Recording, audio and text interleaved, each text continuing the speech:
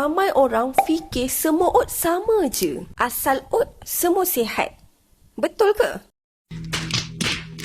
Sebenarnya, ada beza antara roll oat, steel cut oat versus instant oat. Instant oat diproses menjadi lebih halus dan menyebabkan ia mudah dihadam. Secara tak langsung akan menaikkan glycemic index. Gula dalam darah boleh naik lebih cepat. Kajian daripada American Journal of Clinical Nutrition menunjukkan makanan dengan GI tinggi boleh meningkatkan insulin resistant. Apabila berlaku insulin resistant, ini menjadi risiko mendapat diabetes ataupun punca kepada masalah berat badan berlebihan. Sebaliknya, steel cut oat dan roll oat lebih lambat dihadam, bantu kekalkan tenaga lebih lama dan elakkan masalah sugar spike. Jadi, oat pilih bukan sekadar ikut tekstur, tapi kesan dia pada badan kita. Kalau nak lebih stabil gula dalam darah dan kenyang lebih lama, pilih oat yang kurang diproses kerana tinggi dengan serat. Ilmu tanpa fakta itu